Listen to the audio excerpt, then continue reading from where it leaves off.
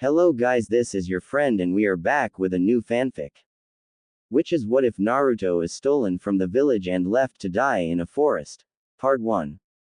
And if you enjoy this fanfic then please press the like button and subscribe to my channel for more fanfic like this.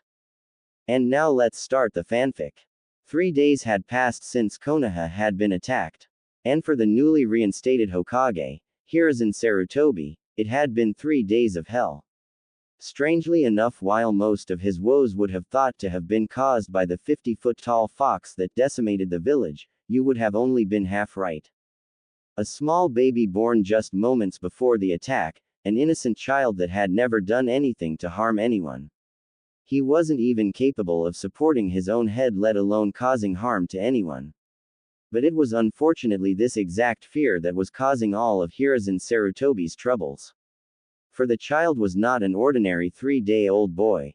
This was a Jinchuriki, the host to the very same 50-foot fox demon that had just devastated the village.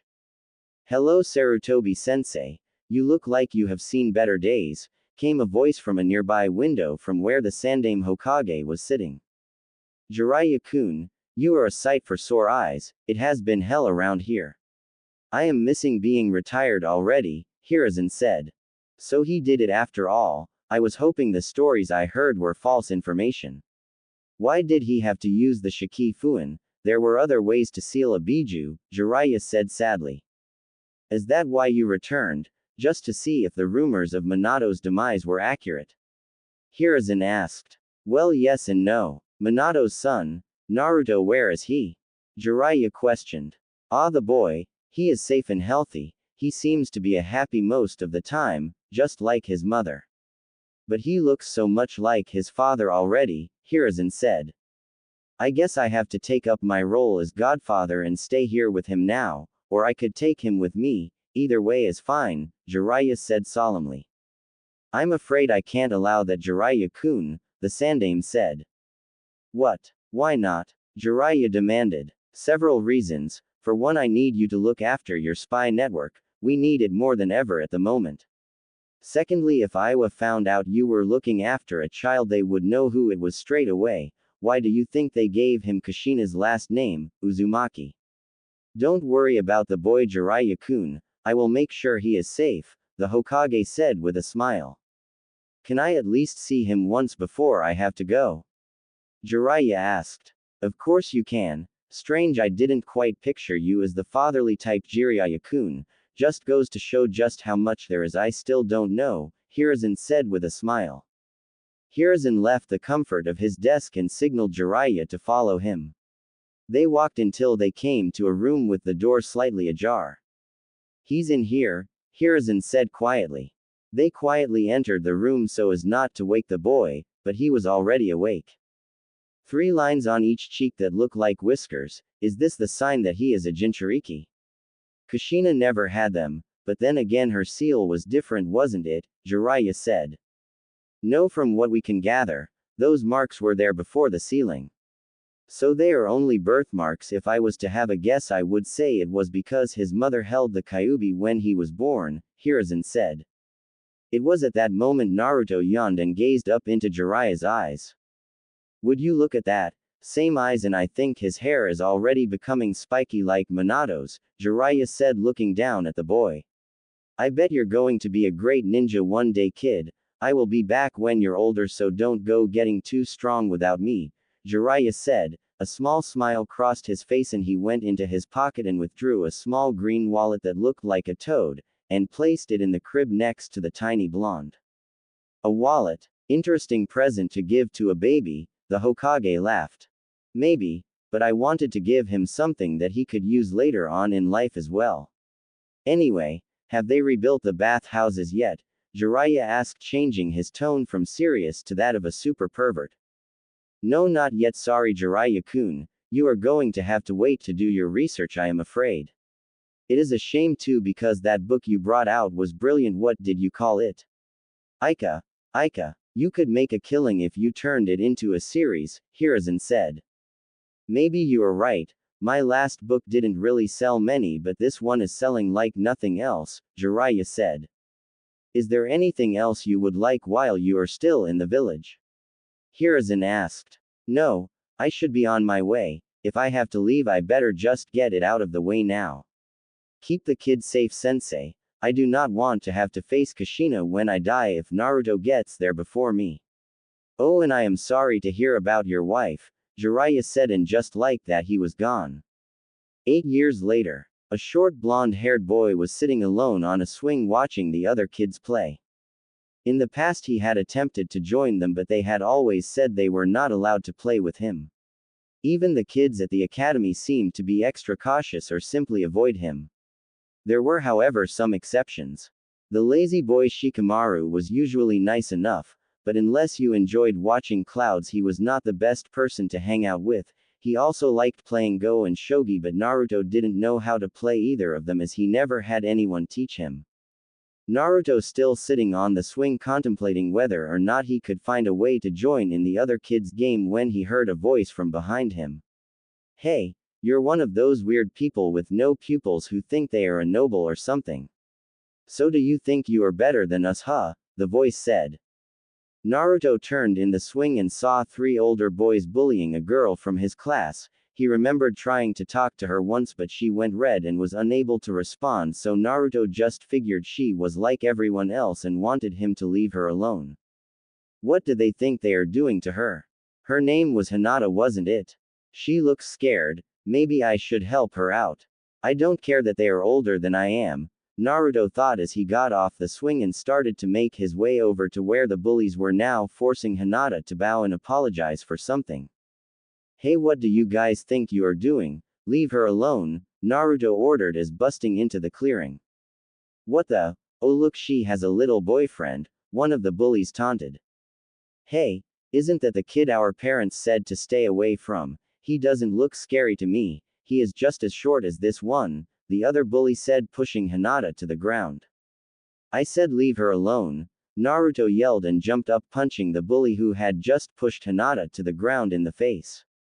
Alright, we will let your little girlfriend go, but you are going to pay for that, the bully replied and punched Naruto in the gut, forcing him to kneel, and was unable to block all of the punches that were sent at him. When they finally relented, they left Naruto with 2 black eyes, a bleeding nose, and lots of small cuts along his face, arms, and legs. Oh no, Naruto-kun, he got hurt. To save me, what do I do? Hinata thought as she slowly approached the blonde and became more and more concerned when she looked at the state of him. I need to get help. Oh, where is Ko? I need his help, she thought desperately. It turned out the young Hyuga heiress's bodyguard was at that very moment approaching. Oh, Hinata-sama, there you are. Come, it's time to go home. I have a mission tonight and I need to prepare for it, Ko said.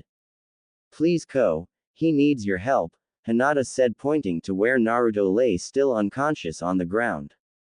Hinata-sama, get away from that thing at once, Ko ordered. But he is hurt, he might need to be taken to the hospital, Hinata said. That is of no concern of yours, or mine. He got himself hurt. It is not our obligation to take care of that thing, Ko said. But he got hurt to save me, we should help him, Hinata said, bordering on tears. I will not help that boy. Now come on, we need to get you home. Just forget that you ever saw the boy. I am sure he won't bother you again, Ko said as he pulled Hinata from the area. She could only look back at the place. Naruto was slowly regaining consciousness, worried if he was going to be okay. It was another 30 minutes before Naruto was able to crawl over to a tree to support himself to stand. Why? What did I do? Why wouldn't she help me? I saw her leave as I came back around. Why does everyone hate me so much? Naruto said to himself, not caring that the sun was no longer lighting the now dark playground. By the time Naruto finally found the strength to begin his walk home, the sun had long since set and only the streetlights on the corner of every street lit his way. Looks like you finally got what you deserved. Who should we send the congratulations to? Came the voice of a man approaching behind Naruto. Turning around, Naruto recognized him as a member of the Konoha police force. Naruto never really had a good relationship with the police force. He had been the cause of far too many pranks for any of them to sympathize with Naruto's current predicament. Look, I have had a bad day. Just leave me alone, Naruto snapped in reply. Oh, I don't think I should. You are a disrespectful little whelp who needs to be put down for the good of the village, the man said, and Naruto stared in horror as his eyes turned red with 3 tomo in either side. You know, I think most people will cheer for what I am going to do, he said, taking out a katana from his side. Before he could even move to strike at Naruto, however, he was stopped by the arrival of a man in a weasel Anbu mask. I think you have done enough to merit an express trip to the T&I department, the Anbu said. Itachi, you know what he is, just let me finish him. It is because of that filth that we Uchiha have been watched more carefully and had our district compressed until we are almost uncomfortable, the man spat. I do not care. I will not allow you to harm the boy, the Anbu said. Before grabbing the man and disappearing in a puff of smoke. Naruto gave a sigh of relief but soon lost his breath as he heard a new voice come from behind him. Well, that got rid of your bodyguard, now you are all alone. Normally I would oppose working with that man, but we had the same goal and nobody else was willing to help. But don't worry, I am not going to kill you. I wouldn't want to risk freeing the beast and returning its power. Instead, I think I will just take you far from here, so you can either find your own way back or preferably die in whatever way you see fit, the man said. And before Naruto could even call for help, he was knocked unconscious with a swift punch to the face.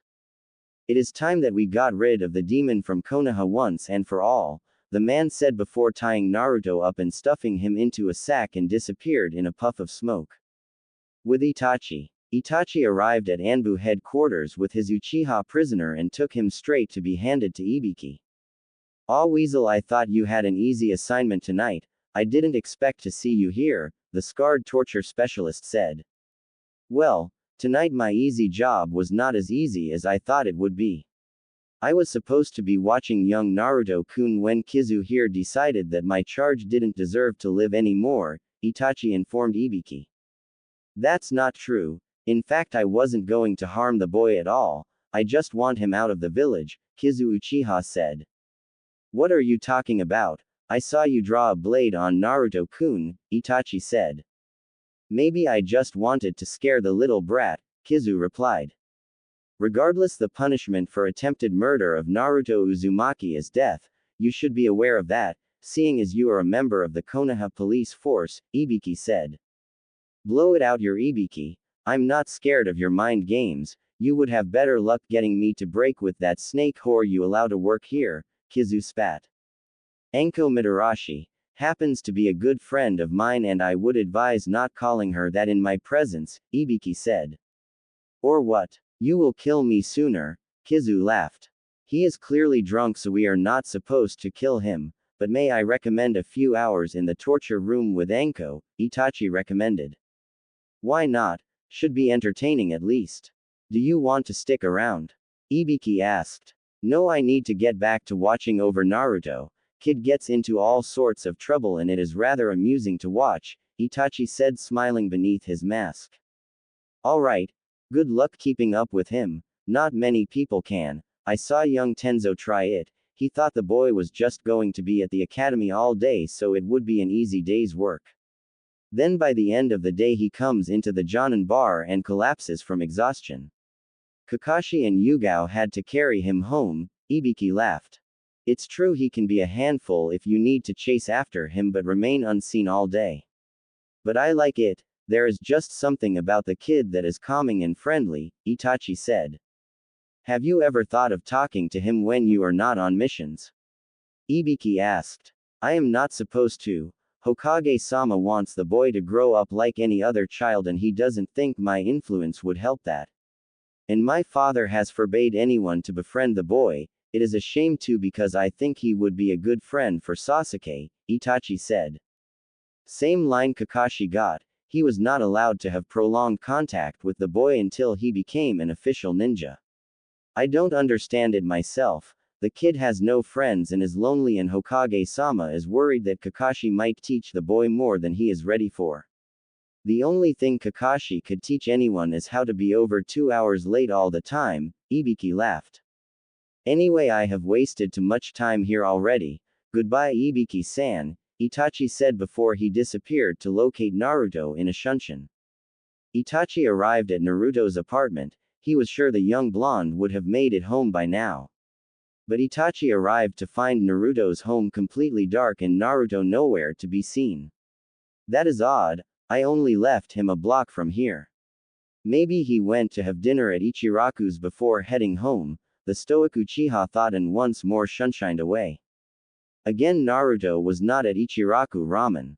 And now Itachi became slightly worried, even though he would never show it. This is not good, I need to find him quickly, Itachi thought and this time left without using a shunshin, so he could look around the area in case Naruto turned up. After close to 30 minutes later Itachi was clearly worried. He could not find any sign of Naruto anywhere. Something that was impossible considering the boy wore a bright orange jumpsuit. I need to tell the Hokage, if Naruto is missing, he needs to know, Itachi thought and one last time disappeared. He arrived at the Hokage tower and quickly entered and went straight for Hiruzen's office. The Hokage was reading one of his favorite books written by his student and the moment there was a knock on his door the old Sarutobi quickly hid the book from sight in fear of it being one of the many kunoichi who opposed Jiraiya's masterpieces. Enter, Hiruzen called once his book was well hidden. He gave a small sigh of relief when Itachi entered. Oh Weasel, what are you doing here? I thought you were busy with an assignment, the Hokage said. That is why I am here. Tonight just after nightfall there was an attack on Naruto-kun which I prevented, and I took the person responsible to Ibiki. However when I went to find Naruto-kun after I finished with Ibiki-san I could not find him anywhere, Itachi said urgently. Are you saying that Naruto is missing? Hiruzen said standing up and looking worried.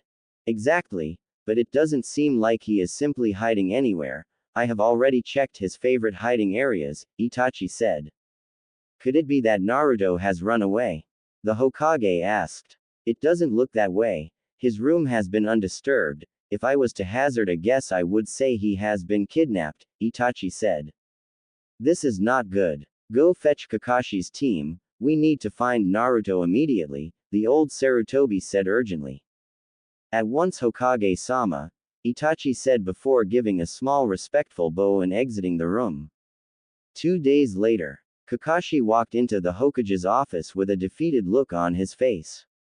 Ah Kakashi-kun, tell me you found Naruto-kun, the Hokage asked pleadingly.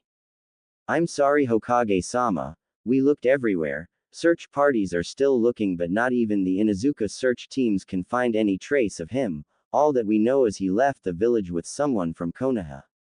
And they were skilled enough to lose any hunter ninja or tracking teams we sent after them, Kakashi said.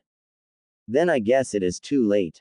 I'm sorry Minato, I have failed you in every way, the old Hokage said sadly. It isn't over yet, he could still turn up, Kakashi said. Yes and he could also be sold to Kumo you know how much they love Jinchuriki, Hiruzen said. If that is the case I hope I live to be far older than you do, Kakashi said his voice shaking slightly. That's not a nice thing to say to your Hokage, Kakashi-kun, Hiruzen said. Yes but in fairness Hokage-sama, you can only punish me while I am alive. If Minato and Kushina find out we lost their son and failed to protect him, then they will make us pay for an eternity, Kakashi said. Hiruzen paled when he thought of the prospect of what Kushina would do to him if they failed to recover the young blonde. We need to redouble our efforts immediately, he said quickly. I had a similar response, I will inform the teams at once, Kakashi said before leaving the room via a shunshin. Good luck, I do not want to have to tell Jiraiya about this. I promised both Minato and Jiraiya I would keep you safe Naruto, I am sorry wherever you are, Hiruzen said as he looked out over the stone faces of the Hokage monument. Reaction to Naruto's disappearance was far from one of concern. On the contrary most of the village seemed to be in great spirits. Nobody but the top-ranking Junin and Anbu had been informed of Naruto's kidnapping, but the villagers were just happy because they had not seen Naruto for a few days. There was of course some people in the village who were worried. The old man and daughter that operated Naruto's favorite place to eat knew something was wrong when he didn't show up for any ramen in 2 days. And at the academy only one person seemed to realize he was even missing. A young Hyuga girl who had been forced to leave the blonde when he was battered and beaten. Land of forests. A long-haired man carrying a large sack was jumping from tree to tree. At the speed of an 8-year-old child, it would take months for the demon to return to Konoha from here, that is if he ever found his way, the thought smirking victoriously. Suddenly there was movement in the bag he was carrying. Oh, so you are awake again, but don't worry, I won't need to knock you out again. I think this would be a perfect place to leave you. After all, I still have a mission to do, and I wouldn't want to upset Hokage-sama, would I? The man said before jumping down from the tree and tossing Naruto to the ground, the bag opening around him. Would you look at the demon has healed all the wounds, that might help him to survive. Oh well, I guess I can't luck out completely, the man thought to himself. Hey, I know you, you're the bastard that left me in the park after I saved that girl from your clan. Naruto yelled in accusation. Looks like you got me. But so what if I am? There isn't anything you can do about it, Ko Hyuga said smugly. So what are you going to do, kill me? Naruto asked angrily, refusing to show how scared he really was. No, I won't be doing that, it is far too kind for filth like you. Instead, I am going to leave you here to die in whatever way you see fit, Ko said. I am going to make it back to Konoha and then I am going to make you pay. Naruto roared. Well, good luck with that, I eagerly await your return. Ko laughed before kicking Naruto in the face one last time and quickly removing the bindings on his arms and legs before jumping off into the trees. Naruto awoke in the middle of a forest floor, his head was ringing. Oh man, what happened to me? Naruto asked nobody in particular. Then it all came flooding back to him. The kidnapping, being carried in a large bag, and every time he woke up being knocked back out. And finally being dumped in the middle of a forest completely alone. Man, I don't know where I am, or how I will ever get home. What am I supposed to do? Naruto yelled, hoping someone would hear him. Unfortunately, he had no such luck. Guess I am just going to have to find a way to get back to Konoha later. I need to find some people first, Naruto thought, but his mind was soon driven from that frame of mind when he felt his stomach growl. Oh man, I am hungry. I have to find something to eat quickly, Naruto said, and began frantically looking around for anything that looked remotely edible. He could not see much. Despite it being the middle of the day, the density of the forest made it hard to see far in front of him. As far as anything edible went, he was again out of luck. There was nothing, just trees. As far as the blonde could see, there weren't even any beetles in the area that he could force himself to eat. Looks like I have to keep moving and hope to find something while I move, Naruto thought, and he stood up and began running through the forest as quickly as his small 8-year-old legs could carry him. Konoha 2 days later. Itachi was standing in front of the Hokage with Kakashi. So how has the search gone? Any sign of Naruto-kun yet? Hiruzen asked. It has been over 4 days now and there is still no sign of him. It is obvious to me that whoever the culprit was, has a great understanding of how the Konoha hunter and tracking ninja teams operate. I suggest it is probably someone from inside either of those branches, Itachi informed the Hokage. Has there been any ninja go AWOL in the last few days? Kakashi asked. No, all ninja are accounted for, the Hokage informed the copy ninja. Then may I suggest you look at what teams left the village that night, and have a team search along any expected routes they may have taken. Well, let's see if I put together both of your suggestions. We have 3 teams and 2 solo missions that left on the night that Naruto disappeared. There are 2 tracking teams that I sent to look for Jiraiya, as he has not delivered a report in a few weeks, a hunter team that had reports of a sighting of Orochimaru. Also, Shisui Uchiha has been sent to deliver a reply to the rebels facing the Mizukage's forces, to inform them that we cannot give any direct support but will supply some weapons and funding. Finally, Ko Hyuga has been sent to Taki to deliver a message to the new ruler there, Shibuki, I believe his name is, Hiruzen said. If it is one of the teams, then it will mean that this has been planned for some time. However, Shisui and Ko are both highly respected members of their clans and are loyal to Konoha, Kakashi said. We will have to send teams out to follow the path of each of them. I still do not want to think about the prospect of any of them betraying Konoha like this, Hiruzen said. We will send our teams at once, Hokage-sama, Itachi said and gave a respectful bow before leaving. I want rest until we find him, Hokage-sama, Kakashi finished before leaving after Itachi. Land of Forests. Naruto had been walking almost non-stop for the past 2 days, and all he had found to eat were several berries on a bush that while kept him going for a while were not enough to defeat his hunger. He had thought of giving up several times, but every time the thought crossed his mind a stronger one kicked in telling him to keep going and to never give up. It was because of this determination he eventually came to a road. Yes, I did it. I can get out of here, but I am so exhausted. I just need to keep going for a little longer until I can get to a town, Naruto told himself before picking a direction at random to follow the road and taking off. Naruto continued to walk and soon he was getting lightheaded. He was so tired and eventually the excitement of finding a road that he could follow wore off. Naruto's strength was fading. For an 8-year-old boy to go without proper food for about a week was taking its toll. It seemed to be a battle between Naruto's will to continue and how long his body would allow him to. In the end, the blonde lasted another several hours before he collapsed face first in the middle of the road. Is this it? Do I die here without ever accomplishing anything? I was going to be Hokage, I would have gotten everyone's respect. But instead I die here on the side of a road in some kami-forsaken forest, Naruto thought as he struggled and failed to return to his feet. Why? Was the last word Naruto was able to choke out before he fell into unconsciousness. The blonde lay there for close to a day before a horse-drawn carriage came along. A small boy sat at the front seat holding the reins. He was about the same age as Naruto and had shoulder-length black hair that was tied up into a ponytail slightly to one side of the back of his head so he fell over one shoulder. Hey, there is a kid in the middle of the road. Mom, Dad, come quick, the boy yelled upon seeing Naruto. Who is it, Jisei? Said a woman who had long black hair that ran down to her waist. I don't know, look, he is passed out in the middle of the road, the boy said. Oh my, would you look at that, he is so young, why is he out here all alone, the mother said, and grabbing the reins of the carriage she forced the horses to stop. Kenpei-kun, help me with this boy, the woman yelled as she jumped down onto the road to inspect Naruto. Oh my, look at him, he looks like he hasn't had anything to eat in days. Just how long have you been out here? She thought as she checked Naruto's vital signs to make sure he was still alive. Is the boy still alive, Monako-chan?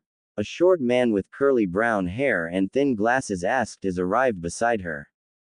Yes, he is, but for how long I do not know, he seems to be holding on by a thread, he needs water and some food, Monako replied. Well, let's get him into the carriage, we have water in there, and we will have to feed him yogurt until he regains his strength, the man said, and picking up Naruto bridal style rushed him into the back of their carriage. It was over a day later before Naruto eventually stirred. Where am I? It feels like I am moving, Naruto thought before he opened his eyes to find himself inside a rather luxurious room that seemed to be designed to double as a bedroom and dining room. Naruto tried to stand but his legs felt like jelly and he collapsed on the floor. Me, this is just not my week, is it? Naruto cursed mentally. What was that? Came a child's voice from just outside the room. Seconds later, Jisei entered the room before calling for his parents to join him. Oh, thank Kami, you are all right, the mother said, concern etched through her voice. A light. I can't stand or move, how is that all right? Where am I anyway? Naruto asked. Well, you are in a lot better condition to how we found you, but I guess you still have a long way to go. As for where you are, we are still in the land of forests. We are heading home to a small village that is not too far away from here, Monako replied while helping Naruto back onto the bed. Hi, I'm Jisei Boshi, what's your name? And why were you out in the middle of nowhere like that? I thought you were dead, Jisei said. I'm Naruto Uzumaki. Nice to meet you, I'm from Konoha, Naruto said proudly. Konoha? How did you get this far away from home? Monako questioned. Naruto went on to tell them the story of his kidnapping and how he was dumped in the middle of a forest he had never seen before. Oh my, that's just horrible. Why would anyone treat a child like that? Minako said, disgusted at what happened to the young blonde. I don't know. Not many people seem to like me for some reason. Parents keep their children away from me so I can't make friends, and almost everyone who isn't openly showing me glares of hatred just ignores me altogether, Naruto said. What about your parents? How do people treat them? Jisei asked. I don't have any parents, I'm an orphan. Hokage Gigi said that my parents were heroes that died the night a giant fox, Kyuubi, attacked Konoha, but he said he doesn't even know who they were, Naruto said sadly. Well, you can stay with us until we can find a way to get you home, right mom? Jisei said.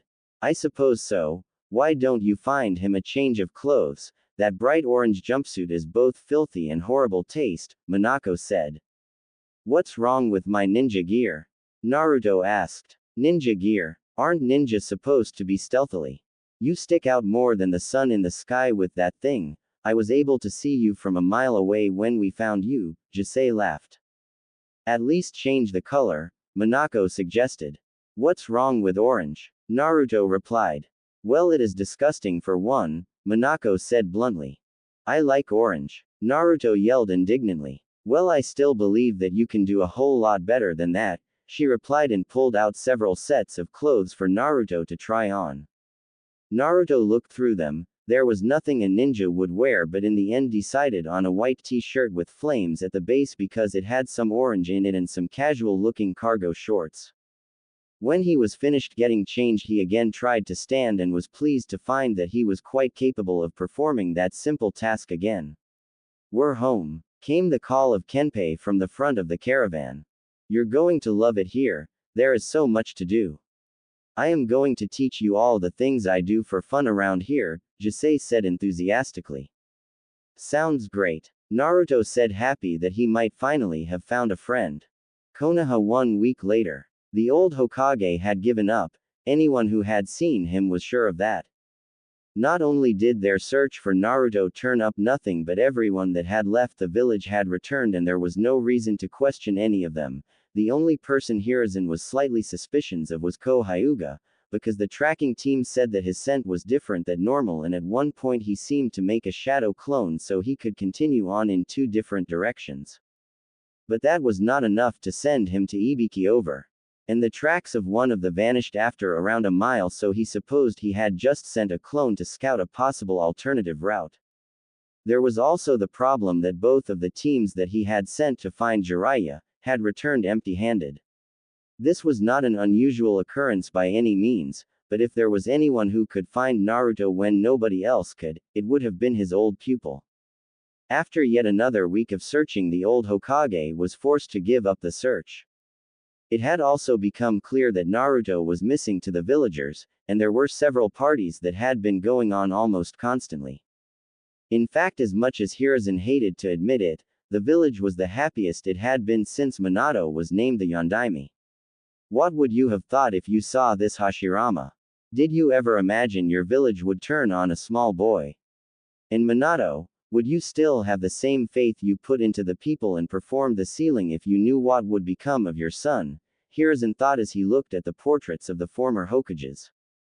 Months passed and it seemed like the village had completely forgotten Naruto ever existed. The only thing that had changed was that Kakashi was always twice as late as usual, as he would spend every second of his free time at the memorial stone hoping to find some form of closure and forgiveness from his old team. The Hokage has still not heard anything from his old pupils. Land of Forests. Over the last few months, Naruto had become best friends with Jisei and he began to look upon the family that had saved him as his own. Thanks to for the first time in his life having a proper diet, Naruto was no longer the scrawny stick-like child. He had grown quite a lot and it seemed no matter how much he ate, all he ever seemed to gain was lean muscle that caused Naruto to have quite a well-developed body for a boy who had just turned 9 a week before. He thought for the first time in his life things were looking up for him. And the thing was, he didn't even miss Konoha. He had never before contemplated life without the Hokage or being a ninja, but his life here with Jisei and the others was like heaven after the hell he went through in Konoha. But for Naruto, like any other time he had been happy in his life, it had ended far too soon. One day Naruto had returned home from a day of exploring the forest with Jisei to find the door had been forced open. "Hey, what do you think that is?" Naruto asked Jisei as they approached. "I don't know, let's go check it out," the Jisei replied. Both boys ran towards the house to see what was going on and came across a truly horrifying sight. Naruto's adoptive parents were tied up in the kitchen by two ninja who had kunai in each hand. "Hey, what do you think you are doing? Leave them alone now," Naruto roared, charging the closest ninja, who moved out of the way quickly and yanked Naruto up into the air. "Well, what do you know? They weren't alone after all. Looks like they lied to us," the ninja holding Naruto said. "What do you want? We haven't done anything to Kumo. Let us go, please," Minako pleaded. "I'm sorry, but we can't. We were hired to kill your entire family." "So that's what we are going to do," the other ninja replied. "Oh yeah? You won't get past me," Naruto yelled and held his hand in a cross seal. "Bushin no Jutsu," Naruto yelled. A sickly clone of Naruto appeared and collapsed on the floor, causing the ninja who was holding him to burst out in uncontrollable laughter. The other ninja, however, was staring at Naruto wide-eyed. There is a SS seal on his stomach. He's a Jinchuriki," he stammered. "What? This kid? Impossible," the ninja holding Naruto said. "See for yourself, the seal on his stomach is so complex, far larger than Killer Bees or Yugito's," the other ninja said. The first ninja turned Naruto around in his grasp and stared at his stomach. "Kami, you're right. We would get a massive bonus if we were able to deliver his kid to Raikage-sama." "Agreed. Stick a demonic yokai suppressor on him and tie him up. He is far too valuable to kill," the second ninja to speak said. "Off. I am not going anywhere with you guys," Naruto yelled, struggling with all his might. But in the end that didn't help him, and he has a small piece of paper slapped to his forehead, his arms and tied together before strapping him into a chair. While this was going on, Jisei was watching in horror. He had heard every word and knew that any minute they would kill his parents. "I need to go get help, in the village. There is bound to be someone who can help me there," Jisei thought, but his plan was stopped before it even began. "Well, what do we have here? A little Gaki trying to escape, hey," came the voice of a third ninja. Jisei was kicked into the room forcefully at the same moment Naruto had awoken after having his demonic chakra sealed away. "Leave him alone," Naruto yelled. "Or what? You are just a pathetic brat. You can't even use your Biju, so you are no threat to us," the first Kumo ninja said. "Let's just get this done. We need to get this kid back to Kumo as soon as possible," the ninja who appeared to be their leader said. They picked Jisei up and placed him with his parents while they each pulled out a kunai so they could finish their mission. Naruto couldn't help and just sat helpless while the Kumo ninja approached his adoptive family. "Nothing personal. It's just business," the leader said before ordering his men to end the lives of their targets. Blood poured from the necks of the family and Naruto was forced to watch it occur before his eyes. "No!" Naruto cried, his eyes bulged from the tears that were falling. Then his eyes changed, his pupil shrank and his eye began to change color from blue to a metallic purple. The whites of his eyes completely disappeared and left the eye completely purple. Finally, several rings appeared in a rippling pattern out from the center. "There, we're done. Now let's go and take the key." "What the is this? Look at the kid's eyes. I thought you sealed away his demonic chakra," one of the Kumo ninja said. "I did. What is that?" "A Kekkei Genkei," the leader said. "If it is, we are going to get an even bigger reward," the third said happily. Naruto could not hear what they were saying. All he could think about doing was getting revenge for what happened to the first family he had ever known. "Shinra Tensei!" Naruto yelled as if possessed with as much power as he could muster. In the closest bar, a perverted middle-aged man sat in a dark corner of a bar surrounded by women of questionable intelligence drinking sake and talking loudly about his adventures as the Great Toad Sage, when he felt a massive spike of chakra. What the hell was that? It could be trouble.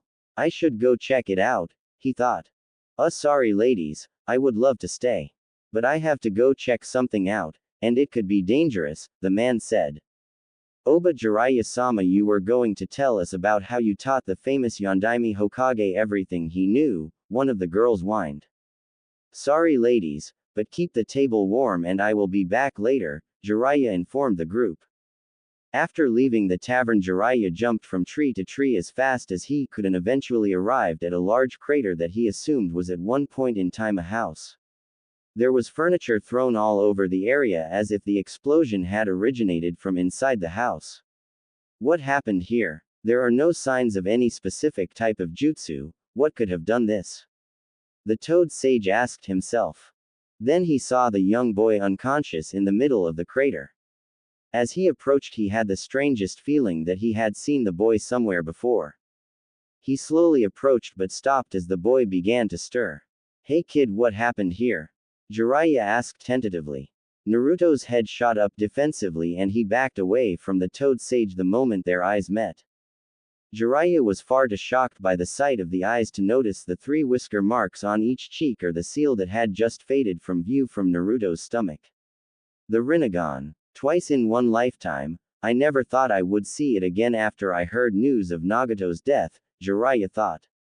Are you with them? Naruto asked cautiously, deciding that Jiraiya did not look as dangerous as the other ninja that had attacked him. With who? Jiraiya replied. The people who killed my family. Well, they weren't really my family. But they were the closest thing to one I have even known, Naruto said. No, I am not with them. What happened here? Jiraiya asked. I'm not sure. One minute I was in the kitchen, watching these 3 ninja kill them, and then everything went black until I came back to consciousness with you standing there, Naruto explained.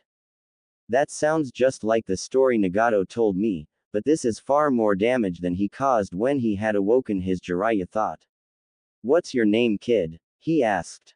Naruto Uzumaki. Naruto replied flatly.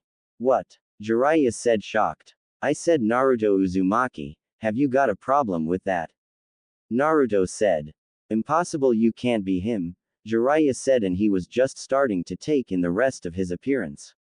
The spiky blonde hair and the 6 whisker marks. Why is that impossible? That is who I am, Naruto said, now getting annoyed by Jiraiya. How is this possible, for you to have those eyes? You are supposed to be safe in Konoha, Jiraiya said. I was kidnapped from Konoha and dumped in the middle of one of the forests around a day's ride from here.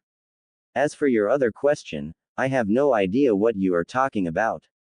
My eyes are my own and always have been, Naruto said loudly. Impossible. When I saw you as a baby you had blue eyes, not the Rinnegan. Jiraiya said. Rinnegan. What's that? Naruto asked. You mean you don't know? Here, look. Jiraiya said, and summoning a mirror to hand to the blonde so he could examine his face. I don't know what you are up to, old man, but if this is some trick you will pay, Naruto said, unsure exactly how he would back up his claim as he looked into the mirror. Everything about his face was normal, apart from 2 unfamiliar orbs that gazed back at him. What the hell is this? My eyes are purple and creepy looking. Naruto yelled in shock. That is the Rinnegan, the most powerful dojutsu known in the ninja world. Most people think it is nothing but a myth and would have never recognized it. But I am not just anyone.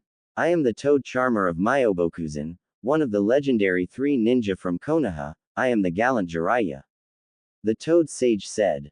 So basically I have special eyes and you are some famous ninja from Konoha. Naruto surmised. Well, yeah, but it doesn't sound cool when you say it like that, Jiraiya said with a pout. Well, as I can't stay here anymore, can you help me get back to Konoha? I preferred living with my family, but with them gone and the house as well, Konoha is the only place I have left, Naruto said solemnly. You don't seem too eager to return. Konoha is where you were brought up, why wouldn't you want to go back? Jiraiya asked, but he already had a fairly good idea why. The people are mean. I have been here for less than 6 months and I already feel like this place is more of a home than Konoha has ever been, Naruto said. Well then, why don't you come with me? I know a thing or two about those eyes of yours. While I am no expert, I can help you to use them along with other things. I can also teach you how to be a shinobi. What do you say? Jiraiya asked. For the first time in months, the prospect of being a ninja returned to Naruto. Remembering the stories the old Hokage would tell him about how the great Hokages each saved the village and were loved by the people. Or about his own 3 students who each became famous ninja. Then finally he caught on to what the man was offering, a new chance to do all of that away from Konoha, and with a famous ninja who could teach him a lot. Alright old man, offer accepted, Naruto said. You know, this might actually be fun. I haven't taught anyone since the Yondaime Hokage, Jiraiya said with a smile. You taught the Yondaime? Naruto asked in wonder. Yeah, taught him almost everything he knew, but you will have a lot of work to do if you want to get anywhere near his level, Jiraiya said. Okay, so what are you going to teach me first? Some cool jutsu? Naruto asked, showing his eagerness to learn. Wow, easy there, you need to learn the basics first. And don't you want to mourn your adoptive family for a while? Jiraiya asked. I do, but the best way I can do that is by becoming strong enough to prevent any of this from happening again, Naruto said. You know what, kid, I think I like you. But first let's head back to the land of fire. I have tell an old man that I resign, Jiraiya said.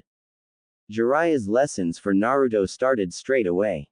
While they walked, Jiraiya handed Naruto several scrolls and told him to read them.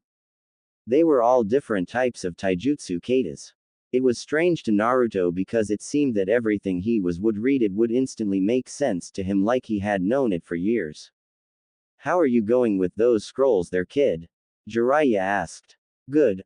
I think I have got the hang of most of these. They're far easier than the academy style they tried to teach me back in Konoha, Naruto answered.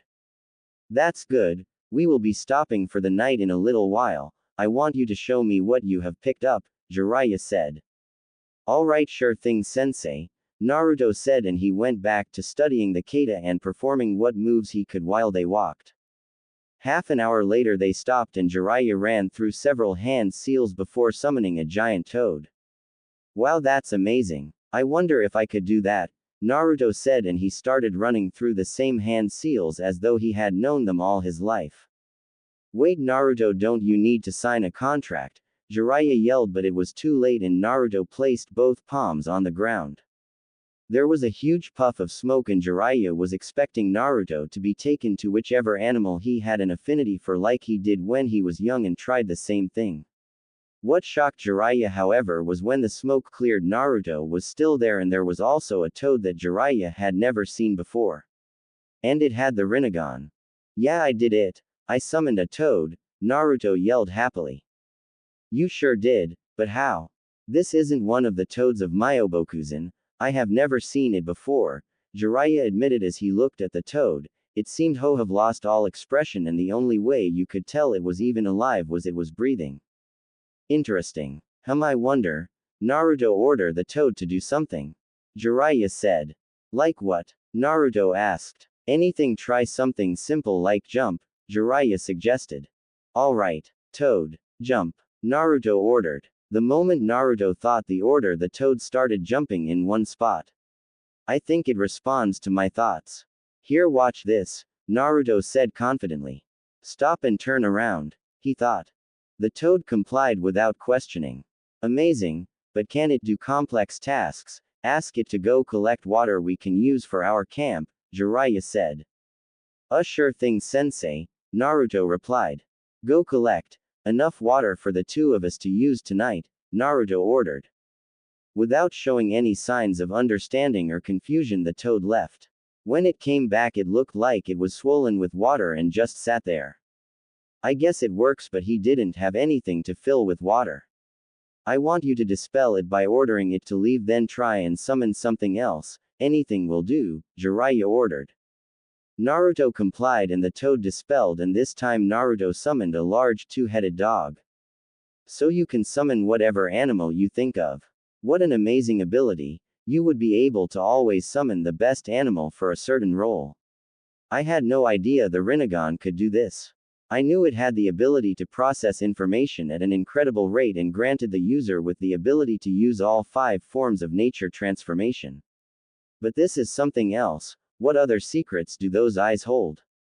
Jiraiya said to himself mostly, but Naruto could easily hear him. Well, as awesome as this is, you were supposed to be teaching me. I want to show you all the taijutsu styles I have been able to pick up, Naruto said eagerly.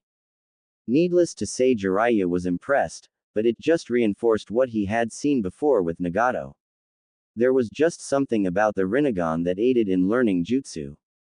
After Naruto ran effortlessly through the kata, he paused as if in deep thought. Sensei, you said these eyes were really rare, right? Naruto asked. The rarest dojutsu there is. Why do you ask? Jiraiya replied. Well, it's just that, while most people may not know what they are, some people are bound to, and I really don't want people to think I am special just because I have these eyes. Is there any way to hide them? Naruto asked. Good question. I know that a simple henge won't work. The other person who had those eyes had the same problem. But I think I may know of someone who can help you out. Her henge is a bit special, however I don't know how helpful she will be. I wouldn't worry too much about your eyes though. Nobody will recognize them. Most people just think that the Sage of Six Paths and the Rinnegan are just a myth, so they will just think you have strange purple eyes. And with me around, nobody is going to try anything, because if they do by some chance know that you do indeed have the Rinnegan, they will almost certainly know who I am and know not to mess with the almighty Toad Sage, Jiraiya said. Alright, sensei, I do have one more question. Did these eyes give the other person with them a second chakra source? Because I can feel one inside of me, Naruto asked. You can feel it? Tell me, what does this second chakra feel like? Jiraiya asked. If he can feel the Kyuubi's chakra, that means I can't keep the fact that he is a Jinchuriki a secret. I will have to tell him, Jiraiya thought while he waited for Naruto's answer. Well, while my normal chakra seems to flow and is calm, this other chakra is wild and uncontrollable. It almost feels evil. What's more, it seems to be coming from my stomach and nowhere else, Naruto explained. Well, I guess I better tell you then, Jiraiya sighed. Tell me what? Naruto asked. What do you know about the night that the Kyuubi attacked almost 9 years ago? Jiraiya said, deciding to see what the child knew and then fill in the blanks and correct the lies. Well, I know that the Yondaime Hokage gave his life to kill the Kyuubi and save the village, Naruto answered. Well, that is not exactly true. You see, a Biju is not really alive, so it cannot be killed, Jiraiya said. How can the Kyuubi not be alive? Naruto asked. Well, you see, a Biju is a massive ball of chakra given a consciousness. Why the Kyuubi takes the form of a fox, I could not say. Anyway, the Yondaime Hokage could not kill the Kyuubi, so he did the next best thing. He sealed it away where it could not hurt anyone, Jiraiya said. No, it can't be. Tell me you're lying. Naruto yelled, but the more he tried to deny it, the more it made sense. All the hate-filled glares, nobody allowing him to enter their shops, being kicked out of the orphanage at the only 4 years old. Naruto, calm down. You are not the fox. You are Naruto Uzumaki. You said it yourself, you have 2 chakras, one that is yours that is calm and one that is wild and uncontrollable. I think you will find that would be the Kyuubi's. And if you don't believe me, take off your shirt and channel some chakra through to your feet, Jiraiya explained. Naruto nodded and did as Jiraiya said. Channeling some chakra to his feet, the blonde looked down and sure enough a large seal appeared on his stomach. That is the 8 trigram seal that was used to seal the Kyuubi away. Kyuubi lives inside of you, and in time I will help you control it, Jiraiya said. But why did they choose me? Did my parents just give me up as a sacrifice? Naruto asked, still distraught. Your parents would never have done that. I can't tell you how I know, but just believe me please, Jiraiya said. Alright sensei, but you have to teach me something awesome to make up for it, Naruto said. Alright, how about I teach you how to climb trees without using your hands, Jiraiya said, knowing that even mundane everyday ninja tasks would be impressive for an 8-year-old, even if that 8-year-old did hold 2 of the greatest powers the ninja world has ever known. That sounds awesome. I will have this down in no time, Naruto said and eagerly awaited Jiraiya to show him what to do. Just like with the summoning and taijutsu kata, Naruto picked up tree walking in very little time. Amazing. It seems the Rinnegan grants the wielder greatly improved chakra control. I have never seen anyone pick up this stuff so easily, Jiraiya thought as he watched Naruto run up and down a tree like it was nothing. Okay Naruto, that is enough for today, Jiraiya said. Ah, I wanted to see how long I could keep it up, Naruto replied. No, you will need your strength for the trip tomorrow. We need to get to Konoha by nightfall, Jiraiya said. Why nightfall? Naruto asked. Because we don't want anyone to recognize you. If they find you, they will probably try and force you to return to Konoha for good, and once they recognize those eyes of yours they will be even more protective of you, and there will be people who will stop at nothing to turn you into a weapon for the village, Jiraiya said. I don't get it, aren't you a Konoha shinobi? Naruto asked. Yeah I am, and I love Konoha, it will always be my home, but I don't like what they have done to you, and if they find you I am sure you will be even more isolated and lonely than before, Jiraiya said. That would be difficult. I never had any friends when I lived in Konoha, everyone just avoided me and the senseis at the academy were really mean, even the children in the academy treated me badly always laughing at me because I was the dead last, Naruto said clearly downhearted. Dead last huh? Well don't worry about that. With me as your sensei you will become a greater shinobi than any of them could ever dream of, Jiraiya said. Yeah I have been able to learn more with you as my sensei than I did all year in the academy, Naruto said. Well that just goes to show how great of a teacher I am, Jiraiya said pompously. It also shows just how useful a tool those eyes of yours are. They may not copy jutsu like the Sharingan, but they seem to aid in learning almost as much, Jiraiya thought as he set up a camp for himself and Naruto. The following day was rather uneventful. Jiraiya and Naruto sped across the countryside as quietly as possible, avoiding the roads so as not to be seen by shinobi that may be looking for either Jiraiya or the young blonde. It was just on the verge of darkness when Naruto and Jiraiya made it to the outskirts of the village. The Hokage monument was bathed in the burnt orange glow of the dying sunlight as the lights of the village began to flicker on. Okay kid, time for a quick lesson. I want you to channel chakra into your eyes and tell me what you see, Jiraiya said, stopping Naruto from moving any further forward towards the village. Okay sensei, Naruto said enthusiastically. Much to Naruto's surprise a large barrier appeared that surrounded the village. Whoa, what is that? Naruto asked, his eyes widening in awe of the large barrier. That is one of Konoha's key defenses that keep any unwanted people from entering the village without raising an alarm.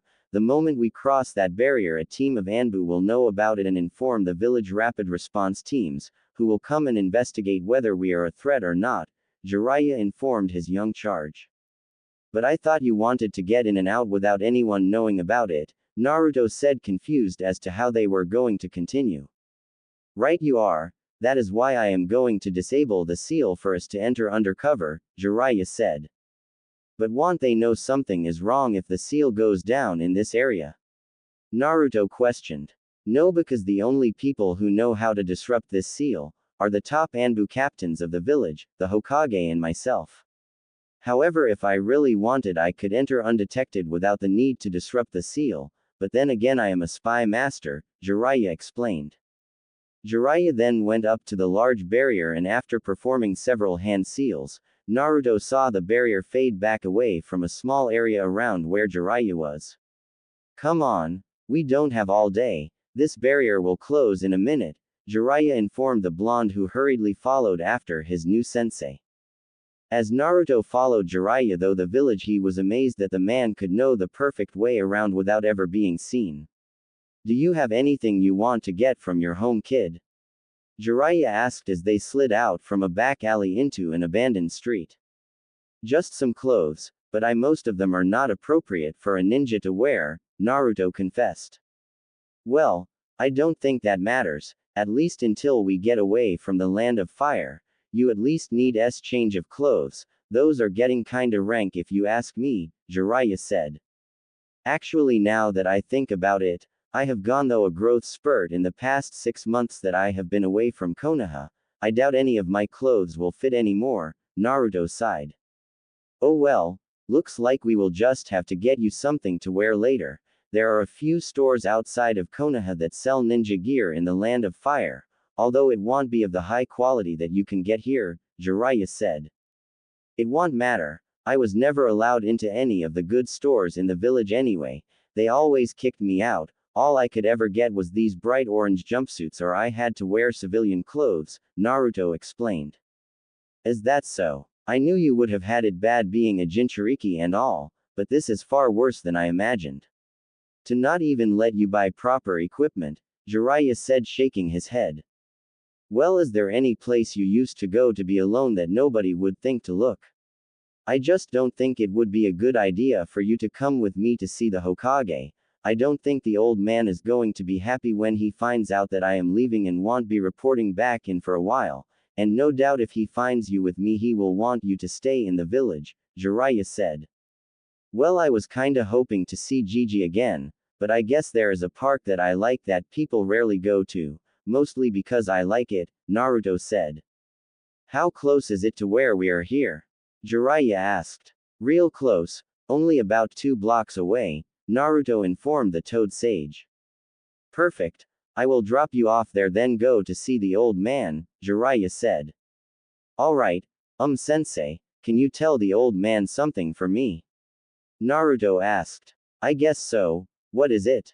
Jiraiya replied. Tell him that the person that kidnapped me from the village was one of those weird people with the white eyes, Ko I think his name was. Oh, and tell him I said thank you for keeping me as safe as he could while I grew up here, and that I would never forget that, Naruto said, showing a maturity that was far past his years. I guess I could pass on that message, but that would mean basically telling the old man I know where you are. That might make for a difficult exit to the village, but hey, it might be fun, Jiraiya said with a warm smile. Cutting through several back streets, the pair soon arrived at the abandoned park. There wasn't even any lights to light the area, which Jiraiya thought was perfect for the job they needed doing.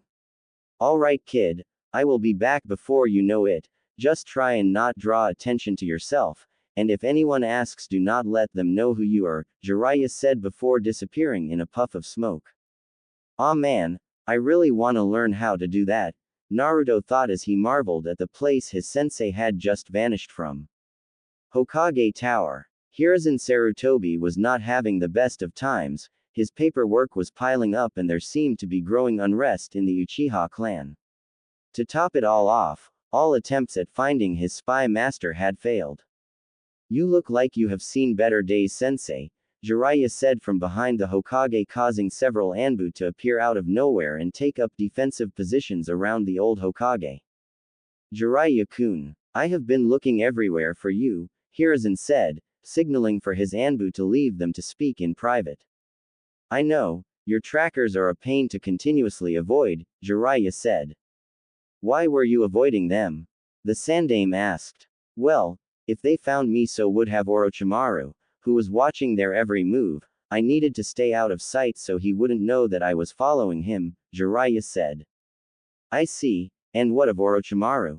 What is my old student up to now? No good, I presume, Hiruzen asked. Orochimaru has joined the mercenary group known as the Akatsuki.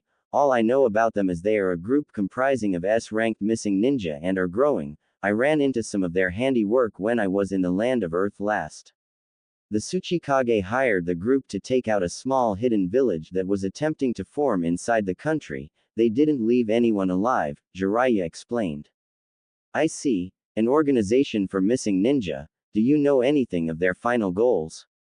Do they plan to start their own village, a safe haven for criminals? The aged Hokage questioned. I couldn't say, all I know is that nothing Orochimaru gets involved with is ever completely clean. Well, now that is out of the way, I have a question to ask you, Jiraiya said, changing his tone of voice from friendly to deadly serious. Yes, and what might that be? Hiruzen questioned. How could you lose Naruto? I think I made it clear that he was supposed to be cared for and protected. Jiraiya said angrily. He was. I had one of my most loyal Anbu watching him, but the attacker knew when to strike, I believe, but can't prove that he was working with a member of the Uchiha clan who knew that Itachi would be Naruto's only guard on the night he was taken, the Sarutobi said. You think that's enough? Do you have any idea where he could be right now? Think of what would happen if Iwa got a hold of him. Not only is he Minato's son, but also the Jinchuriki of the Kyuubi. Iwa would see this as the perfect opportunity to crush Konoha. And what about Kumo? They would turn him into their own personal weapon. Have you even tried to get him back? Jiraiya yelled. That's enough. Do not think for 1 second that I don't care about what happened to Naruto-kun. As we speak, Kakashi Hatake is still out looking for him. The old Hokage roared in retaliation to Jiraiya's accusation, a shadow of the old god of shinobi, shining through as the power and presence of the Hokage filled the room. And what? Bring him back to a village that clearly doesn't want him, to a life of loneliness and isolation where after this event he will never be allowed out of the council's sight. I can already see those old team members of yours whining to turn the kid into a mindless killing machine for the village's use. That is something I will not allow. Jiraiya yelled back. What are you saying, Jiraiya? Hiruzen said, stunned by his old pupil's words. I'm saying that I found him, but he will not be returning to this village, nor will I have him become a ninja of this village, Jiraiya said. What are you saying? His father gave his life to preserve the balance between the villages, and you are going to tear it all apart just on a whim? Hiruzen asked. Minato also wanted his son to be seen as a hero. That was never honored, was it? When I met the boy, he had been adopted by a family in the land of forests, but they had just been killed by Kumo ninja. From what the boy told me, they were the first people other than yourself and a father and daughter that run a ramen store that had ever treated Naruto with any kindness. He felt more at home in the 6 months outside of the village than he ever did when he lived here. This is not the Konoha I love, the Konoha I fight for and work for. The population of this village is spitting on the memory of Minato with the way they treated his son, and I will not stand for it any longer. So I came here to tell you that I quit. I will not be working with Konoha, at least not until the kid is old enough to fend for himself. I will see that he becomes a ninja that will have the ability to change the world, Jiraiya stated. You quit. Please be reasonable about this, Jiraiya-kun. I already have Tsunade who refuses to return to the village. We can't afford to lose you as well, and we need your spy network to keep us ahead of any possible attacks on the village, Hiruzen said almost pleadingly. Don't get me wrong, sensei. I will still help Konoha at any chance I get and will send on any vital information I might receive, but I will not be taking on any missions, or answering any summons until I feel the village has paid for what it has done to my godson, Jiraiya said. Very well. If there is no way to avoid this, then I guess I have to accept, and I am pleased to hear that Naruto-kun is safe. Tell me, did he say who it was that kidnapped him? Hiruzen asked. As a matter of fact, he did. He said it was a member of the Hyuga clan, Ko or something like that. So I don't think he would be working with the Uchiha clan. They have never been on the best of terms with the Hyuga after all, Jiraiya said. I see. Thank you for this information. I can promise you the perpetrator will be harshly punished. Did Naruto-kun say anything else? The aged Hokage said. Yeah. He asked me to tell you thank you for keeping him as safe as you could while he lived here, and he would never forget that. Anyway, I think it is time I was leaving. Till next time, sensei, Jiraiya said, and with one final wave dissolved into the wooden wall completely out of sight. With Naruto turned around after a while of staring at the area that Jiraiya had just shunshined away from and began to look around. I wonder how long he is going to be. This place might be empty, but it sure can be creepy at night, Naruto thought as he looked around, squinting to see in the dark. Still having a hard time seeing, Naruto decided to try something in an attempt to aid his sight, and channeled some chakra into his eyes. The effects were instantaneous. While there was no night vision, they did allow his eyes to focus and become adjusted to what little natural light there was. Well, that's not as cool as being able to see the massive barrier or being able to summon any animal I want, but it is still kinda useful. But now that I think about it, I would say most eyes could do this if they channeled chakra into them, Naruto theorized. It was at that moment Naruto's senses were bombarded again, although not by a sight, this time it was a sound, the unmistakable sound of a girl crying. What is that? Maybe I should check it out. But sensei told me not to draw attention to myself and try to avoid being seen. Oh, what do I do? Naruto thought as he was fighting an internal struggle to decide whether or not he should investigate. In the end, Naruto's curiosity got the better of him and he slowly approached the area that the sound was coming from. Hiding in a nearby tree, Naruto peered out to see a young girl with short hair crying under a different tree. I can't approach her. She doesn't look in any danger, so I should just go, Naruto thought and began to back away, keeping himself well hidden from view. Unfortunately, he stepped on a weak branch that snapped under his feet and he almost fell from the tree. Shit, she will know someone is here for sure. I need to make sure I don't move at all for a while, Naruto thought as he deliberately froze in place. The young girl had noticed the branch break from the tree and knew right away that there was someone watching her. Who's there? She stammered, seeming almost scared that she was caught. Naruto didn't reply, he just remained as still and silent as humanly possible. Come out, IKKN now that you're out there, the young girl stammered again shakily. Once more Naruto refused to reply and closed his eyes as if to beg for the young girl to drop her investigations. He had no such luck. Very well, if you want come out, then I guess I will just have to find you myself. Byakugan, she said. What did she just do? Can she sense people? Was that a jutsu? Naruto thought frantically while still not moving. I can see you in the tree. Wait. Naruto KK-kun. Is that you? The girl stammered worse than ever. Not only seen, but recognized. I guess I have to go talk to her and tell her that I am not me, Naruto thought before dropping from the tree. Hi. I think you have me mistaken for someone else, Naruto said, although as convincingly as he could muster. No, you are Naruto-kun, I am sure of it. I know what your chakra looks like. The young Hyuga said, and even in the moonlight it was clear she was going red. You know what my chakra looks like?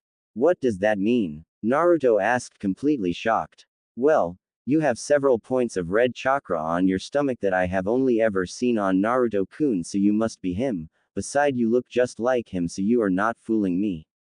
The Hyuga continued, getting even redder at what seemed like disbelief that she had just said that to Naruto.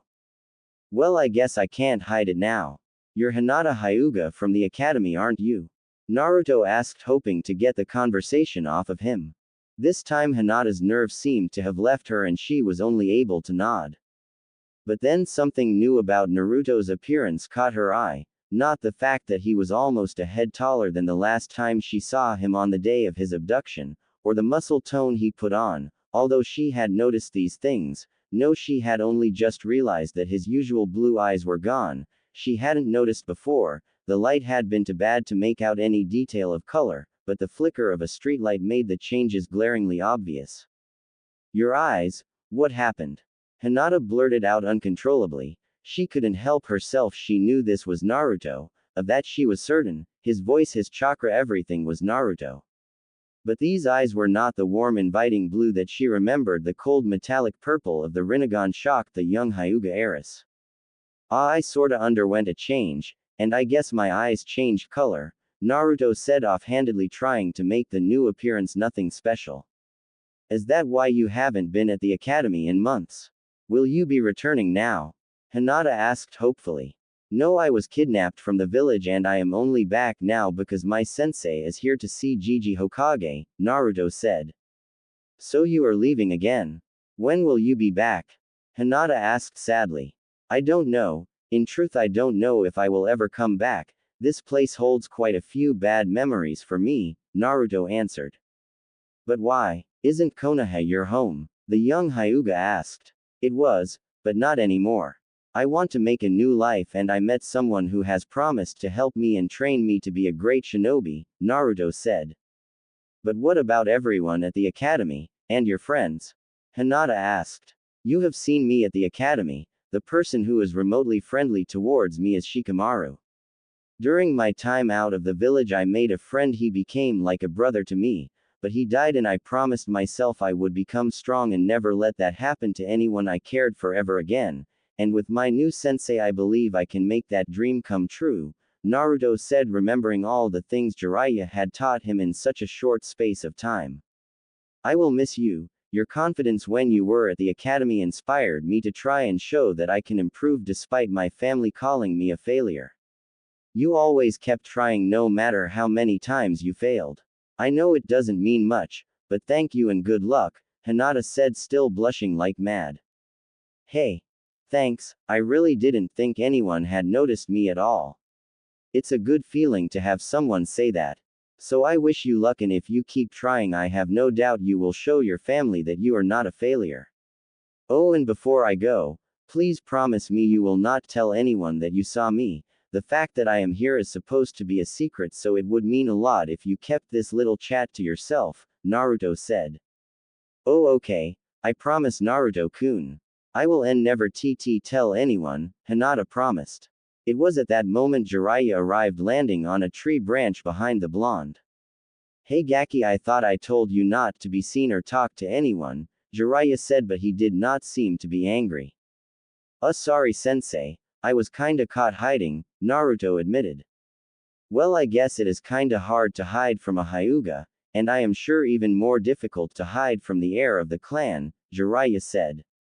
I'm sorry, I promise not to tell anyone I saw either of you, Hinata said with a respectful bow.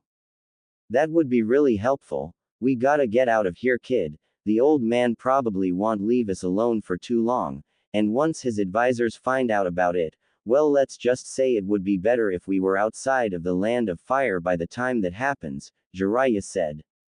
Okay sensei, let's go. Goodbye Hinata, Naruto said, and with one final wave Naruto was gone. And it would be the last the village hidden in the leaves, saw or heard of the young Jinchuriki for quite some time. It had been 1.5 years since Jiraiya had left the village along with Naruto. And while things on the surface seemed to be fine, the village was actually in complete turmoil. Hiruzen's most trusted Anbu commander had retired from Anbu and just become a everyday Junin, and much to the ire of the aged Hokage, said former Anbu captain Kakashi Hatake had become even less reliable to show up on time than ever before. That was, however, the least of Hiruzen Sarutobi's troubles, however. Over the last few years, relations between the Uchiha clan and the rest of the village had deteriorated. Konoha was on the verge of civil war and negotiations were going nowhere. Hiruzen knew that he had to act before it was too late, but the only option that was left to him seemed far too extreme. Unfortunately, the longer the talks went on while going nowhere, the more obvious it became that they would have to go through with the plan that was put forward by his longtime rival and advisor Shimura Danzo. His solution was to wipe out the entire Uchiha clan before they caused any lasting damage to the village. The Hokage had at first completely dismissed the idea as impossible and refused to even consider it. However, his agent he had inside the clan spying on them only brought grave news. Itachi Uchiha loved his family, but he loved Konoha even more. His loyalty lay not with his father and the Uchiha clan like they believed, but with the Hokage. So when talk of a coup d'etat intensified, Itachi went straight to the Hokage. Arriving at the Hokage's door, Itachi knocked twice, and entered soon after receiving the call to enter from his leader. Itachi-kun, please tell me you have some good news for me. The Hokage said hopefully. I'm sorry Hokage-sama, but no I don't, my family are more determined than ever, I can see no way of this ending without bloodshed. I have to throw my support behind Danzo's plan, Itachi said solemnly. You know what that would mean, don't you? Hiruzen asked, sadness soaked his voice. Yes, I am aware of what will happen, I will take on the task myself, I cannot let the burden fall to anyone else. But there are those within the clan that still love Konoha as it is, my friend Shisui for one, Itachi said. I am aware of this, it is why I am so opposed to the idea. We can't let there be a single strand to trace this back to the Hokage's office, otherwise it will have the same effect as the coup d'etat and the village will fall into a civil war with all of the clans looking for power regardless. If they think we simply wiped out the clan because I thought they were becoming too powerful or simply a pain in the the others will rebel in fear that they might be next, Hiruzen explained. So in other words they all have to die, Itachi surmised. As much as I hate to say it, if we do go through with this then yes, they must all die, and we can play you off as being away from the clan on the night and thus the sole survivor, Hiruzen said. What if I took the blame, but left someone else alive? I could leave the village and become a missing ninja, Itachi said as a thought crossed his mind. But Itachi-kun, that is insane. You will be hunted by bounty hunters and hunter nin from all over the world and even Konoha. You would be damning yourself to a life on the run and I wouldn't even be able to help you any more than giving you a head start. The Hokage said in shock. I know, but I don't care, it is the only way I can live with what I will have to do, Itachi said.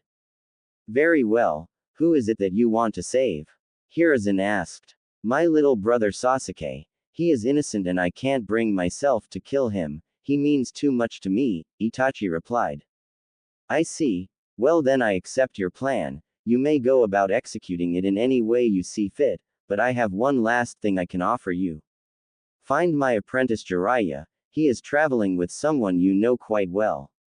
When you find him give him this message, he will be able to keep you far safer than if you were alone. He is not currently registered as a shinobi of Konoha, so helping you will not constitute treason, the old Sarutobi explained. That is a very good idea Hokage-sama, I believe I will take you up on that offer, Itachi said taking the letter from Hiruzen with a bow. Oh and Itachi one last thing, the Hokage said stopping the young Uchiha before he could leave. Yes Hokage-sama, Itachi asked. Good luck, and I am so sorry, the Hokage replied. Thank you Hiruzen-sama, Itachi said before slipping out of the room like he was never even there. Kami, I am getting too old for this, and the only two people who I would even consider to take up the role of Hokage will not return to the village. Oh Tsunade Haim, can't you see you are perfect for this job? If only you didn't blame the village or the position of Hokage for your terrible loss, Hiruzen thought as he picked up his pipe from the desk and lit up. Academy. Life at the academy had not changed. The class still seemed to have Adobe, a role which had been passed on to Shikamaru after Naruto had left, and the top of the class which had always been one Sasuke Uchiha. The only real change in the past year had been the emergence of Hinata Hyuga as the top-ranked kunoichi who excelled at almost every level and was only beaten by Sasuke in the kunai and shuriken skills, and taijutsu, and Sakura Haruno in the theory. In fact, the class had moved on so smoothly that they had all forgotten about the blonde-haired whisker-marked troublemaker that used to terrorize the village and classroom with his antics at any chance he got. Very good class. As you know, it is customary to allow a young ninja or kunoichi to attempt the graduation exams once they reach the age of 10. As most of you have made it to that age now, I would like to ask if any of you would like to attempt the exams in a little over a week's time. The head teacher Iruka asked the class. Several looking children from civilian families who had parents on the civilian council raised their hand and went to collect a form. Is that all? I would have thought you would be attempting the exam Sasuke, and you too Hinata, you both have enough skill to pass the exam, Iruka said.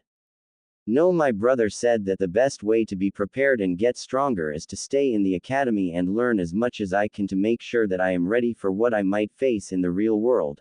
I could graduate now, but I might hold my team back and that could get us all killed, Sasuke said.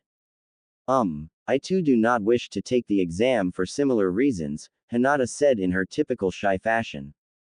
Very well, and Sasuke, that is a very mature way to look at things. Make sure you listen to your father in the future. He is after all the biggest genius to come out of Konoha since the Yondaime Hokage and the Sannin, Iruka said. Yeah, but one day I am going to become even greater than he is. I might not do it right away, because he is really strong, but you just wait, they will be calling me the genius of the Uchiha clan in no time at all. Sasuke said confidently, causing a large section of the girls in the class to swoon over the Uchiha. Well, if you work hard enough, I have no doubt that you will. And working hard here is the best place to start. That is a lesson for all of you. You need to work hard for your dreams to come true, Iruka said.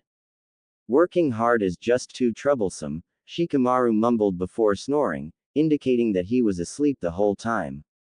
I'm sorry, Shikamaru. Next time I will say people who don't dream about sleeping all day and watching clouds need to work hard.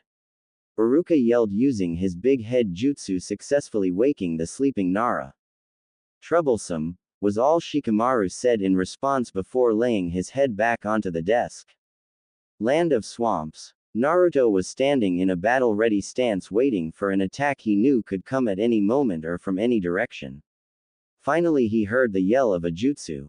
Doden. Earth Dragon Bullet. Came a voice from seemingly all around Naruto, and he quickly saw to his left a large dragon head made of mud was opening its mouth before firing a large chunk of mud at the young blonde. Raiden. Electromagnetic Murder. Naruto yelled, sending what looked like a massive web of lightning rushing forward, annihilating the mud dragon. Kaden. Flame Bullet. The voice yelled again. Shinra Tensei. Naruto yelled, and the flames seemed to die out. I thought I told you not to use that in this exercise. You are supposed to be countering my moves with the correct nature manipulation. Using your gravity as cheating, the voice said, and Jiraiya seemed to rise up from the swamp completely clean. Sorry, sensei. I still don't have the hang of Suiden completely. I can use it alright, but I was unsure of what jutsu to use and then I sorta panicked, Naruto admitted, lowering his head. That's alright. After all, that is what this exercise is for. If you can fight without using any of your special powers gifted to you by those eyes of yours other than the basic elemental manipulation and increased chakra control, when you get into a real fight you will be that much stronger, Jiraiya said. Yes, sensei, I understand. I think I need to practice the Suiden jutsu you gave me more though, Naruto admitted. Well, we can get to work later. Let's find a place to rest, the old toad sage suggested and beckoned Naruto to follow him.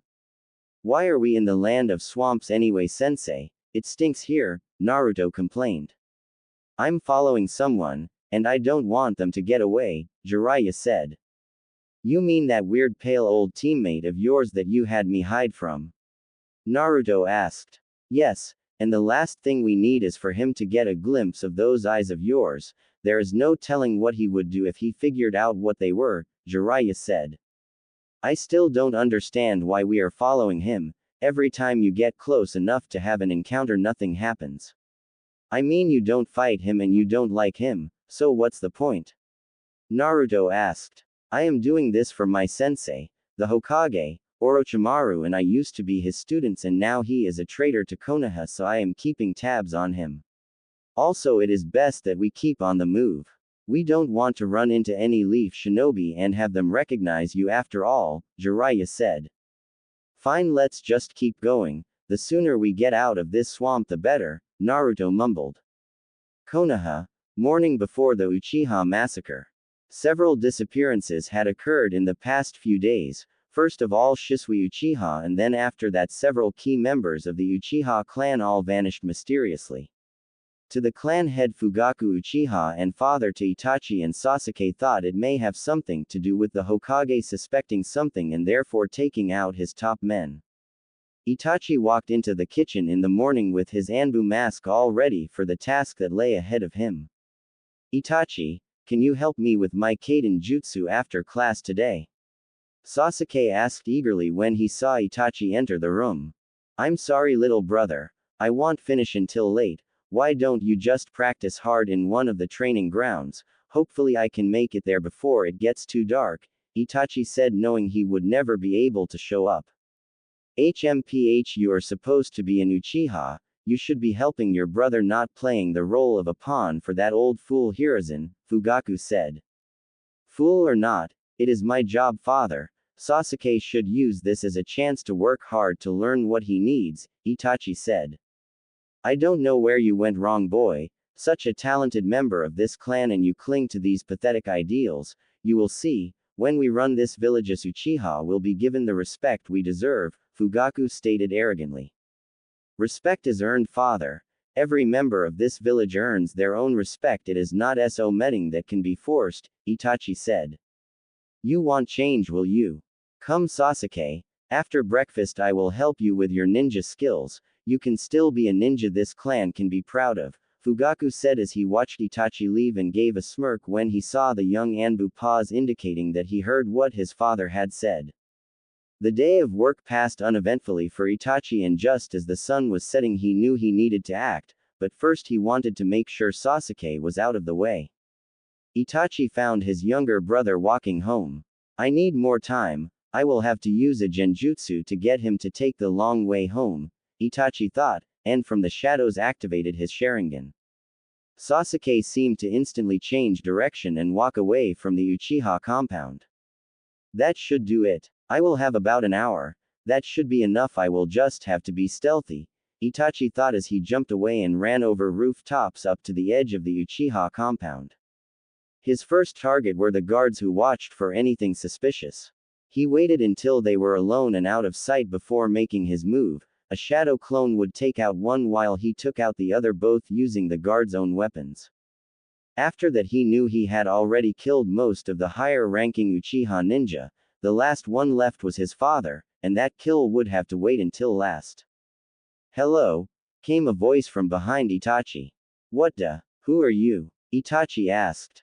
Oh, I am nobody that is overly important. I just came to offer you my help. I know what you are planning after all, the man who wore an orange spiral mask said. You got behind me without me ever sensing you. You are indeed skilled, but why would you want to help me if you know what I am doing? Itachi said. Well, let's just say, Konoha was not the first thing that this clan has betrayed, the masked man said, taking off his mask and activating his Mangekyo Sharingan. The Mangekyo Sharingan? Who are you? Itachi said, not believing his eyes and activating his own set of upgraded Sharingan. It seems I am not the only one with these eyes. You could be useful to me. Why not join me after we take out this clan? The man asked. As tempting as that may be, I have some place I need to go and information I need to deliver to someone, so I am going to turn your offer down, I'm afraid, Itachi said. Oh, very well, but word of advice, keep at least one Uchiha alive, you may need their eyes later. The Mangekyo Sharingan has the downside of blinding its users, but after you get a new set of eyes, it will never be a problem again, the masked man said. The only person who could know something like that is Madara, Itachi said in shocked realization. Well, I might be him, then again I may not, I guess you will never know. Now are you going to sit around all day, or are we going to pass judgment on this traitorous clan? The masked man said and warped away in a spiral of rippling air. Itachi was certainly confused, but when he heard the scream that seemed to die away he knew that the slaughter had already begun, and either way the Uchiha clan would be all but wiped out that night. Elsewhere in the village, the genjutsu that Itachi had placed on his younger brother had just worn off, and Sasuke seemed to come to his senses, not knowing why he was currently walking down the main street of the village, now quite a long way from his clan compound. Oh man, I'm so late, mother and father will probably be wondering where I am. I need to get home, Sasuke said out loud and turned around before running as fast as he could towards the Uchiha sector.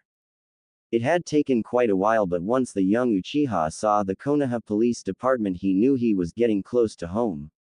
The large entrance to the Uchiha compound came into view and the fan symbol of the Uchiha clan became visible. Sasuke stopped running, not wanting to look like he was worried in front of the guards. But then Sasuke noticed something odd. The guards were not at their post and the compound was silent. That's weird, was there a clan meeting or something? Sasuke thought as he entered the compound, only to realize that all the lights were out. And only the light of the full moon shone down to reveal several large lumps in the middle of the road. Sasuke was intrigued and went to investigate what they were, but in the end, to his horror, he saw the dead body of a member of the Uchiha clan. He checked another, this time it was a kunoichi that worked in the police department. Now that Sasuke's eyes were getting accustomed to the dark, he could see what was surrounding him. Everywhere he looked, more dead bodies. Most looked like they had been killed by a blade, but some seemed to have been burned to a crisp by a Kaiden jutsu. Wah! What's going on? Sasuke thought out loud as he ran through the streets towards his home, only to find more and more bodies lying on the ground dead. Finally, the young Uchiha came to his house, and this time he finally saw a living Uchiha. The calm, cool and collected face of his brother appeared from the house. Hello Sasuke, Itachi said flatly with no warmth in his voice at all. Itachi, what happened here? Sasuke said with tears forming in his eyes.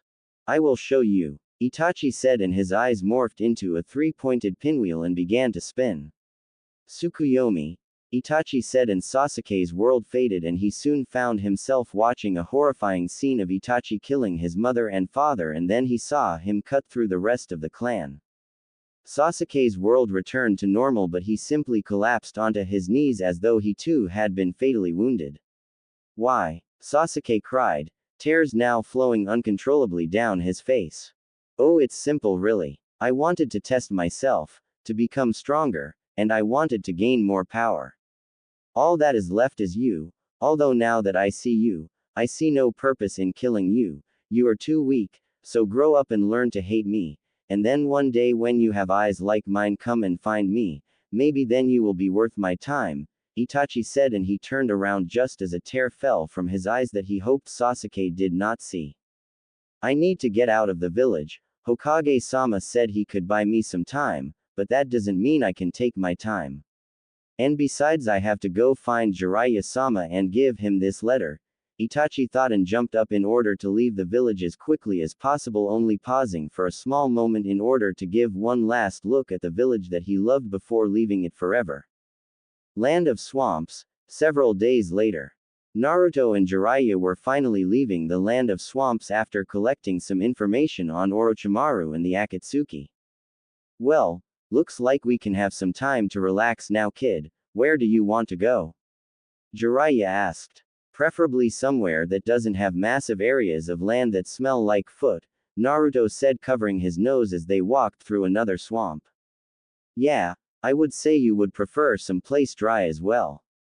How about we try the Land of Stars? That place is usually pretty good this time of year, Jiraiya said. Sure, sounds good. Wait, there is someone watching us, I can feel it, Naruto said. Really? Jiraiya said, but decided to trust his young pupil.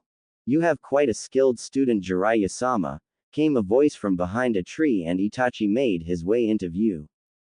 Itachi Uchiha, what do you want? I thought I told the old man I wasn't going back to the village, and I am certainly not giving them Naruto. Jiraiya said.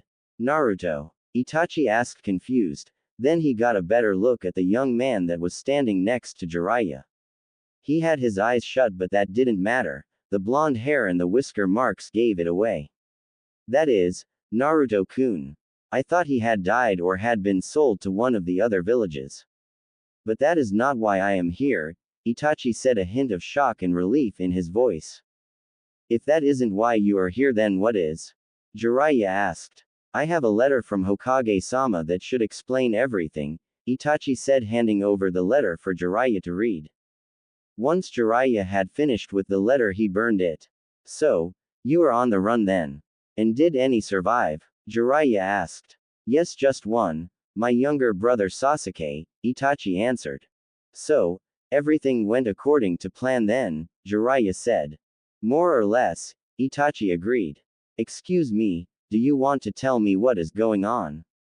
Naruto said, still with his eyes closed. Itachi here is going to be joining us for the foreseeable future. I guess that means you can open your eyes, Jiraiya said. When Itachi saw the ripple pattern in metallic purple that Naruto's eyes had become, his own eyes widened. He had after all read the ancient tablet hidden under the Uchiha compound. Impossible. That's the Rinnegan, Jiraiya answered. How is it that Naruto-kun has that dojutsu?